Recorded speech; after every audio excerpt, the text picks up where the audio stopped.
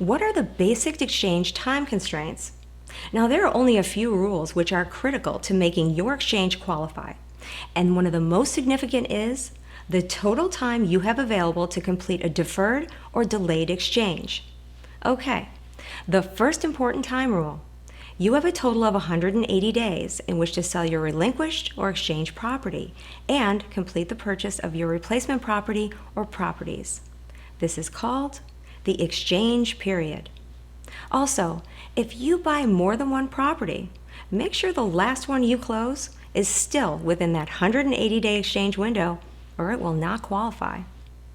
Now, often you'll hear a qualifier or caveat regarding the 180-day exchange period, which can be very important, and that is this.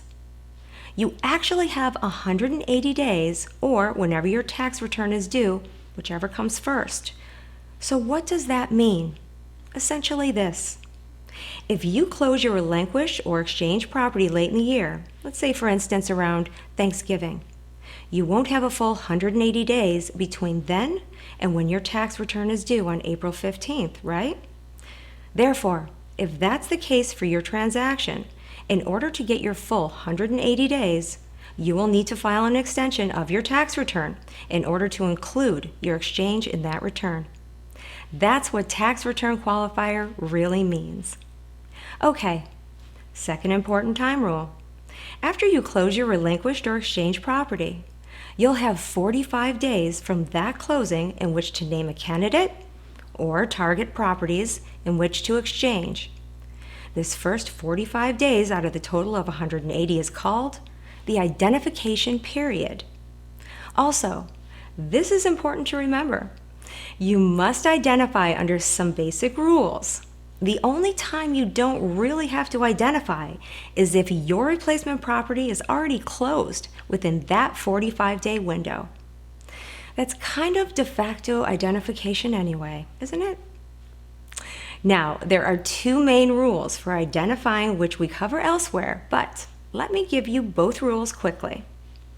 First, the 3-property rule. Accordingly, you can name and identify any 3 properties of any value. But don't forget, your identification must be in writing and it must be transmitted or postmarked within that 45-day period. The second rule is the 200% rule, meaning that you may identify more than 3 properties, but when you do, all the properties you identify cannot exceed 200% of the value of the property you sold. So those are the time constraints with which you should be aware.